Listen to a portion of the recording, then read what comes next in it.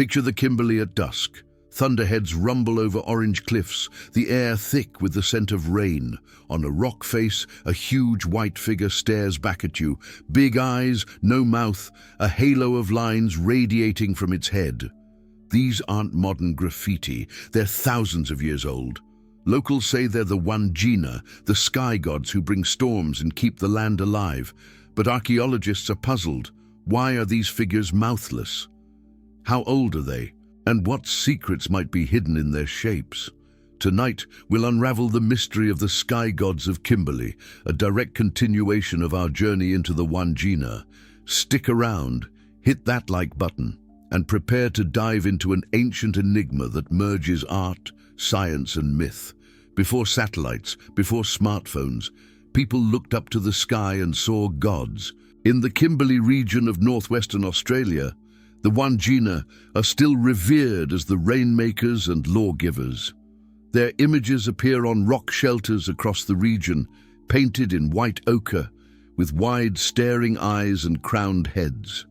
They watch over deep gorges and river valleys. Early explorers wrote about their eerie presence. One 19th-century surveyor noted he felt like he was being watched by something not entirely human. The Warora, Ngarinyan and Wunambal people, who belong to the Wandjina Wungur cultural bloc, believe the Wandjina came down during the Dreamtime and created the landscape. They carry big power. They control the wet season, decide when storms arrive, and teach people how to live. Elders say the Wandjina don't need mouths because their thoughts are so powerful they can speak without words. Their large eyes take in everything. Their halo-like headdresses represent lightning and clouds.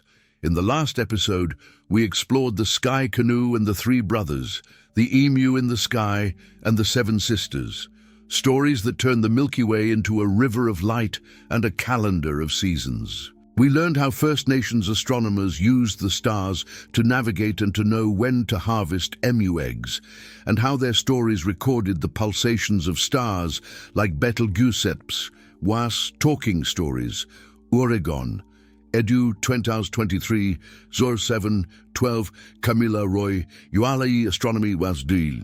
Text, percent 20, emu percent 20, in percent 20, the Sanson 20 sky, eggs cent 20, will percent in 20, soon percent 20, be percent 20, available. The Wandjina fit into that same cosmic narrative. Their murals hold clues about weather patterns, astronomical events, and spiritual laws. They're also at the center of an archaeological puzzle.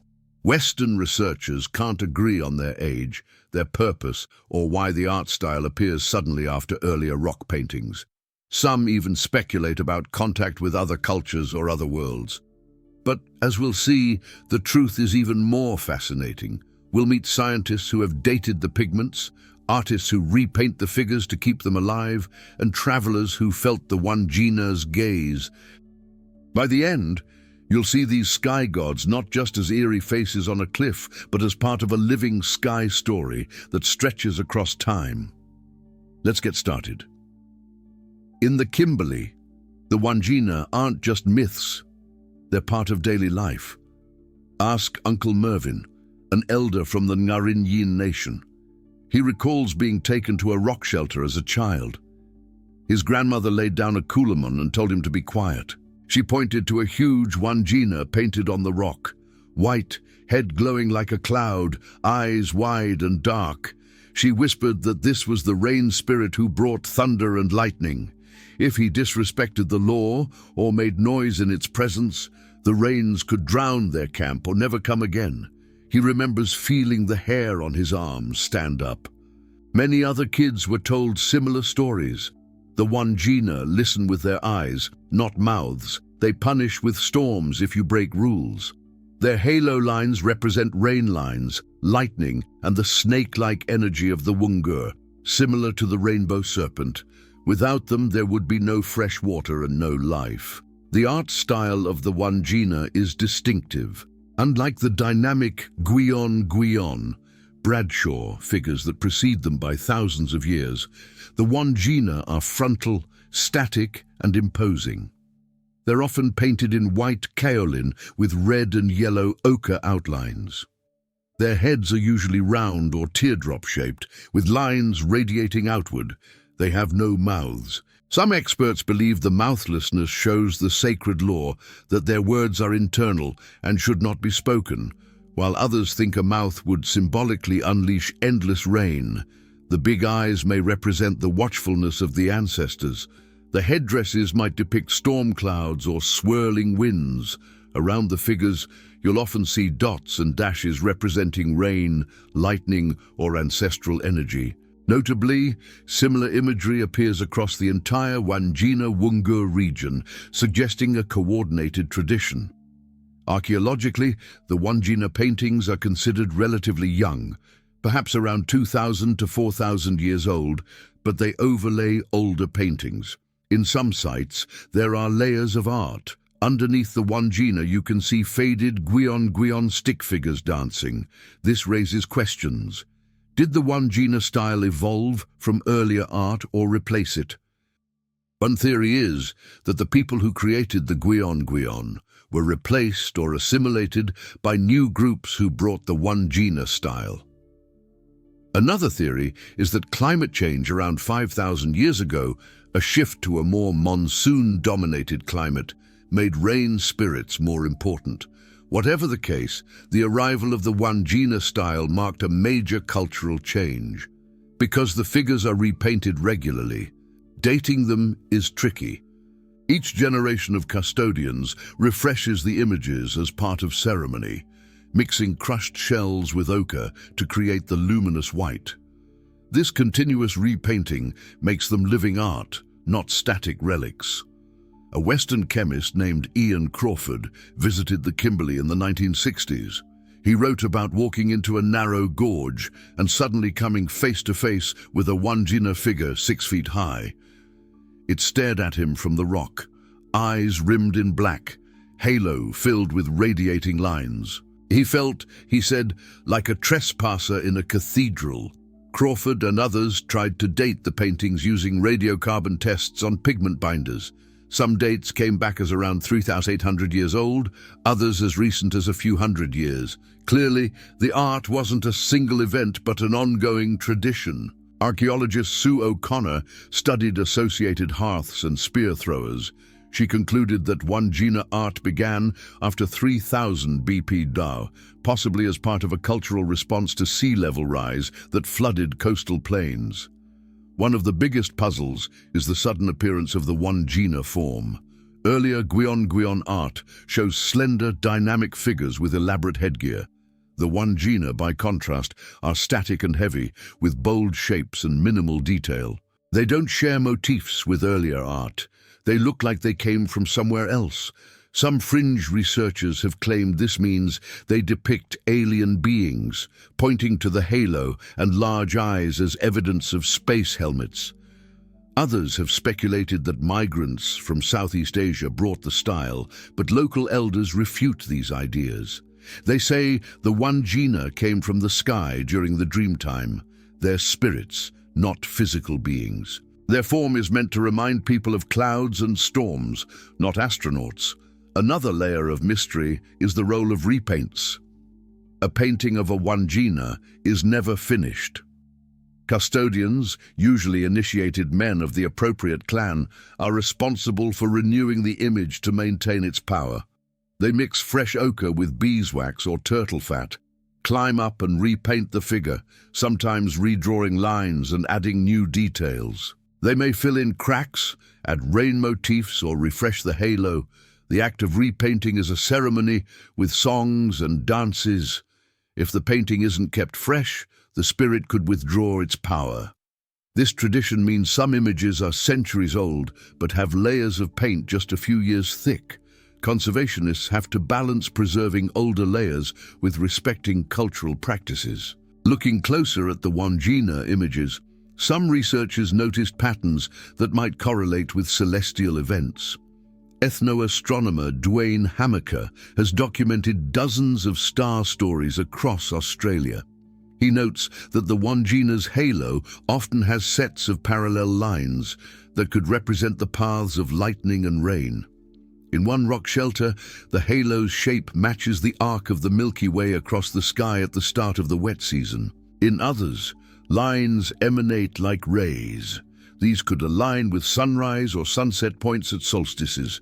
There is also speculation that clusters of dots around the Wandjina might mark the positions of bright stars or planets at significant times. For example, some art shows 7 small dots near the head, reminiscent of the Pleiades cluster, the Seven Sisters.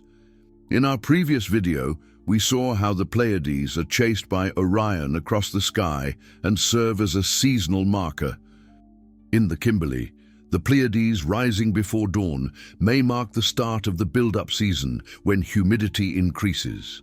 The mouthless faces may also link to the sky. One elder explains that the Wandjina communicate with each other and with humans via lightning. The flash is their speech. Because lightning is silent at distance, their mouths are unnecessary. Another story tells of the Wungur, the serpent spirit of water and life, leaving the Wandjina's head to become the Milky Way. When you see the dark dust lanes in the Milky Way splitting the bright star fields, you're looking at the body of the Wungur. The emu in the sky sits along those dark lanes, so do other beings. In this way, the cave art and the night sky mirror each other. Our knowledge of variable stars also ties in. The people of the Wandjina Wungur cultural bloc, like other Aboriginal groups, noticed that Betelgeuse in Orion brightens and dimshtips. www.sbs.com. RU Nitv article stars that vary in brightness shine in the oral traditions of Aboriginal Australians, YVF Forkenfear. They might interpret this as the Wandjina blinking or turning its gaze elsewhere. When the star brightens, you could expect more storms. When it dims, fewer. Aldebaran and Antares are also red and variable. The Burong people called Antares Mererabena, the wife of Nardi TPS, Geet, astrology king. Antares star. She represents ceremonial law. These variable stars may have influenced the shading and size of the halo in some Wandjina paintings. A bigger halo could correspond to a brighter star, a smaller one to a dim star. This is speculation, but it shows how intimately people connected the sky with the images they painted. Since the 1960s, there have been claims that the Wandjina depict ancient astronauts.